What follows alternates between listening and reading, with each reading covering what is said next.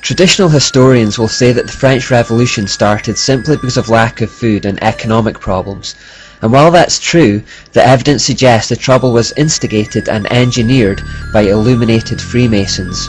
It was their first attempt to overthrow a monarchy, abolish Christianity, and establish a utopian science republic in a nation-state. In 1784, Adam Weishaupt issued an order to a man called Maximilien Robespierre to start the French Revolution by sending a courier from Frankfurt to Paris. En route to Paris, however, the courier was struck by lightning and died. When his body was found by the police, they searched his belongings and found the book he was carrying that detailed the plans for a revolution in France. As a result of this information coming to light, Adam Weishaupt was banished from the country by the Bavarian government, who also outlawed the Illuminati and closed all Masonic lodges. They also issued a warning to all the governments of Europe, telling them to be on guard against this plot. These warnings were unfortunately ignored, and France paid the price. The Illuminati had good motivation for choosing France for their first revolution from monarchy to science republic. It was, after all, the French king who had been so influential in shutting down the Jesuits. And even if it were not for him, France was the very embodiment of all that the Enlightenment thinkers had come to hate.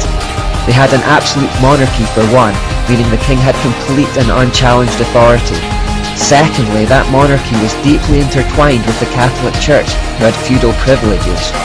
The Catholic Church was also the largest landowner in the country and was levying a tax on crops, which they referred to as a tithe. This tax was a terrible financial burden for the poorest people in France, who battled daily with malnutrition. In Essays on the French Revolution, Lord Acton writes, "The appalling thing in the French Revolution is not the tumult, but the design. Through all the fire and smoke we perceive the evidence of calculating organization. The managers remain studiously concealed and masked, but there is no doubt about their presence from the first." Albert Pike confirms in Morals and Dogma that it was Freemasons that aided in bringing about the French Revolution. The Masonic Lunar Society, which was the precursor to the British Royal Society, was intimately connected to the revolutionary movement in France. Freemason and Lunar Society member Benjamin Franklin acted as the shuttle diplomat between the French and English utopian idealists.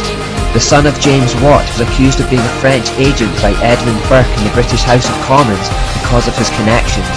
Joseph Priestley openly pledged his wholehearted support to the revolutionary French National Assembly. Fellow Lunar Society member James Keir hosted a dinner to commemorate the fall of the Bastille. Most notably, Erasmus Darwin actively supported the French rebels. And the French Revolution indeed exhibited all of the hallmarks of a Masonic scientific dictatorship. The first thing to notice was that the goddess was quick to make an appearance. After the Legislative Assembly officially rejected God as the object of man's worship and praise, the National Convention paraded a statue of a woman who they called the Goddess of Reason through the streets from the Convention Hall to the Chapel of Notre Dame. There they enthroned her on the high altar. This ritualistic enthronement of human reason embodied in the goddess represented the unification of man's consciousness with the omniscient, which is the ultimate end of evolution and something Freemasons believe they are heading towards naturally.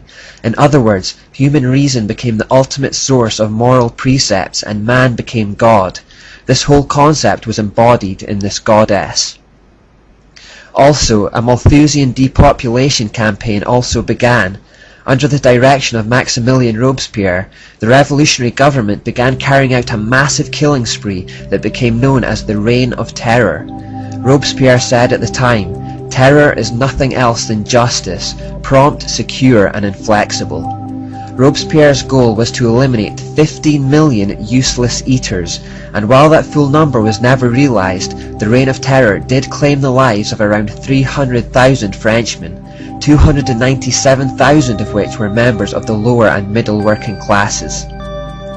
The revolutionaries also used the Hegelian principle, setting the rich against the poor in order to create chaos. Out of this chaos, they would step in to offer the solutions. Robespierre at this time headed an effectively dictatorial committee that quickly established pieces of legislation that would authorize or legalize their killing spree. A bit like Muhammad calling down words from Allah that would suddenly allow him to rape captured women. For these so-called illuminated ones, the end justified the means, and the result of these policy changes was the violent repression of enemies, the forcing of farmers to surrender grain to the government, and the license to kill anyone on the merest hint of suspicion that they were opposed to the revolution. The Revolutionary Tribunal condemned between 16,000 and 40,000 people to the guillotine. Many more were simply beaten to death by street mobs. Having enthroned the goddess at Notre Dame as the figurehead of their movement, and now being in a position of power, they displayed Plan B tactics and became violent and intimidating towards their enemies. Of course, the revolution also called for the abolition of Christianity. It started with a war on Catholicism, but quickly extended to real Christianity, as people continued to see no distinction between the two. Clergy were deported and condemned to death, churches were closed and replaced with civic cults, religious monuments were destroyed, public and private worship was outlawed, as was religious education. Priests were told to renounce their vows, which many historians believe was the first modern genocide. A law passed on 21st of October 1793 meant all suspected priests and people who harboured them were liable to death on sight. The Babylonian goddess idol presided over all of this from her throne at Notre Dame. The French Revolution was the first time the world has seen an ideology that dared to challenge the old power structures, and it sent shockwaves around the world. As a result, the ideology of the French Revolution laid the foundations for subsequent ideologies such as socialism, communism and fascism. Early communist leaders such as Karl Marx and Friedrich Engels frequently and extensively referred to the French Revolution, hoping to find important lessons for building and governing communities. At the core of all these communist regimes was the desire to completely suppress and eliminate worship of God, and many of the worst atrocities in human history resulted from such ideologies. Ideologies which we trace through the Enlightenment to Plato, then back into the Kabbalah version of the Mysteries, and finally back to their source in Satanic Babylon. Ronald Reagan was on the mark when he openly called the communist Soviet Union evil. The French Revolution, however, was very limited in its success, as it eventually descended into a bloodbath, and many of the conspirators were slaughtered by the very mobs they had created. You could say that the attempt to establish France as the prototype of the New World Order was largely aborted. Yet, the symbol of this aborted scientific dictatorship, the goddess, remained. Long after she was enthroned in the Cathedral of Notre Dame, she was transplanted to the shores of America, and the plan was continued there.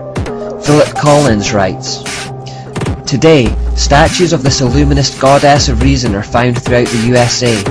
One stands astride the US Capitol building in Washington, D.C., another is atop the dome of the Capitol building in Austin, Texas. Her statue has been erected in town squares and city parks. But the most fantastic idol of the goddess of reason, the most majestic statue of the pagan lady who bears the torch of light, who illuminates, uplifts, and frees mankind, is found in New York's harbor. Towering above the shimmering but polluted waters, she holds in her outreached arm and hand a torch of fire and light. A gift of the Masonic Order, the modern inheritors of the Illuminati heritage, the Statue of Liberty was sculptured by Frederic Bartholdi, a member of the Masonic Lodge of Alsace-Lorraine in Paris, France. The statue is an esoteric idol of great significance to the secret societies plotting the New World Order. The plans for changing the world didn't end with the French Revolution, they merely changed venues.